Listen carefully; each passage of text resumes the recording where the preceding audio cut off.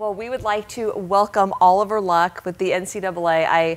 I'm not sure if I can take a stab at your title. You say your title for me because I can never remember it. I am the Executive Vice President for Regulatory Affairs and Strategic Partnerships. It is a long title. Basically, he's very important at the NCAA and former athletic director. So here with us in Santa Monica. Oliver, you have had really you've done a lot of things in your career, even before you came into college sports, and been in a lot of different arenas. Are there some core leadership principles or a leadership mantra that you have held with you along the way? I suppose so. I think, at the end of the day, people need to be authentic, and you are who you are, and we all have our strengths, but we also all have our weaknesses. And in many cases, your weakness is sometimes your strength. Mm-hmm. But I think what I've tried to do is be relatively simple in communication, in analysis. The sports industry is not a complicated business. It really isn't. I mean, it's not like we're trading derivatives or something. And so it's a relatively simple, straightforward business. It's a people business, and if you don't like people, you won't be, I think, well situated within the sports business. So you've got to treat people well. And how do you treat people well? You treat them with respect, with dignity. You hold people accountable, and all those sort of standard things that we say, but they really are true. But I think ultimately the most important thing is you have to be consistent with your behavior and the way you manage people, and also have to have a certain level of courage. Joe Moglia talked about this yesterday.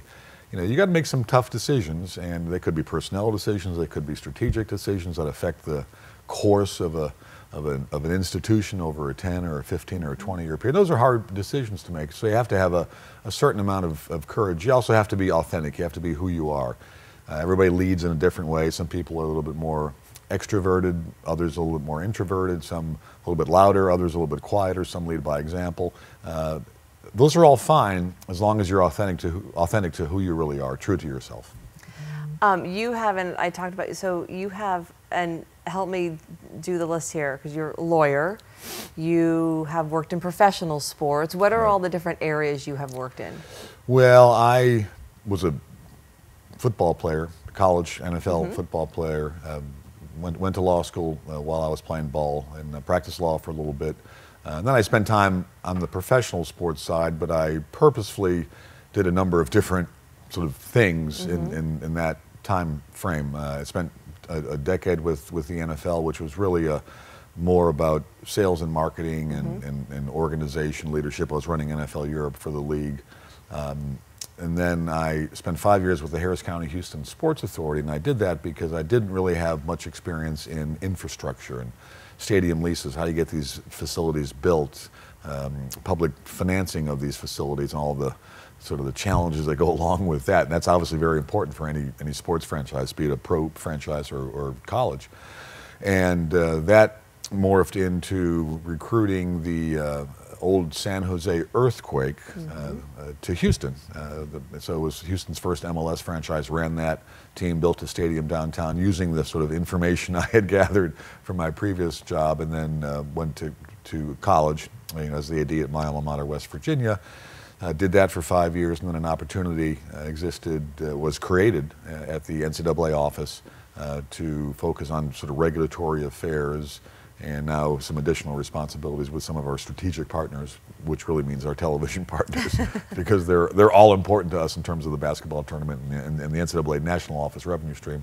So I've had a glimpse, a cup of coffee in a lot of different spaces, which has been very helpful, because I don't think you want to get sort of locked into always being a sales guy, or always being a revenue guy, or always being a financial guy. You need to be able to to speak fluently in lots of different spaces. It's sort of like the Platte River, you're a mile wide but just an inch deep. But I think that's helpful in a certain respect.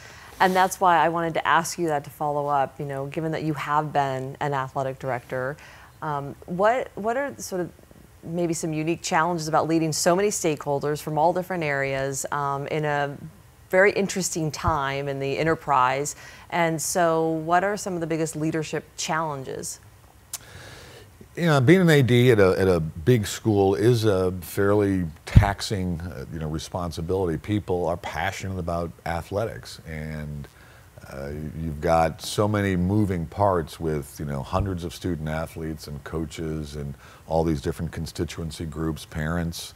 Parents are much more involved with their kids' academic and athletic lives today than they were, let's say, 30, 40 years ago.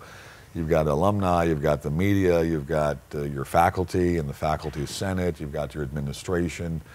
For state schools, you have a responsibility to the state. You're a public institution. So there's lots of different constituencies. You have to have, I think, a lot of patience. You have to be able to communicate well. And you also have to realize, as Brian Kelly, the Notre Dame football coach, once said, when asked what it's like being the head coach at Notre Dame, he said it's like being the father of the bride 24/7. You're always on, so you can't, go down to the grocery store and pick up a jug of milk, without having somebody, grab you from behind and say, how about that softball coach? We need to do something with the softball program, right? And so you're always on, and that's a challenge, right? Nobody likes to be on 24/7, but I think as an AD at a big school, you really do have that responsibility to always be on. And you've got to treat, again, it goes back to treating people, and you got to treat people well, and sometimes you're going to make wrong decisions as well, and you have to own up to those. I think that's one of the challenges that we all face. The most important thing we do is hire and fire coaches, beyond the fundraising and facilities and, health and welfare of our student athletes. Really, hiring and firing coaches is crucially important. You're never going to get it all right, so sometimes you'll make a mistake. And I think as a number of folks said yesterday during the conference, you have to be able to analyze that dispassionately, because if you do make a mistake, boy, you better fix it relatively quickly. Mm-hmm. And that's a hard thing for many people to do, right? We don't want to admit that we're wrong. And we certainly don't want to, to go about unraveling that and trying to improve it, because we've already sort of flubbed or stubbed our toe once. Yeah. And lastly, what advice do you give to people who may be watching this? Like we talked about, there's more supply than demand in this business. A lot of people want to get into this business. Oh, and if somebody's trying to get in or already in and trying to move their career forward, what's sort of your best advice in what they do? Yeah, I mean, I'm not sure that there's any sort of special sauce that makes college athletics different than any other industry. You've got to work hard. You've got to treat people fairly. You have to make tough decisions at times. But I think that's true of almost any industry that you're in. College sports is a great enterprise. I'm sort of happy every day that I'm able to work in this enterprise, and it's very enjoyable to be around coaches and around kids, and there's nothing like a Saturday afternoon on a big college campus with a big game that's going on. It's just, there's vibrancy, there's life, there's activity, and that's all good, and it highlights higher ed, which is one of the best things that we do in this country. So I'm not sure there's any real secrets that differentiate us from other industries. You got to work hard, treat people well. Simple as that. Great. Thank you, Oliver. You're welcome.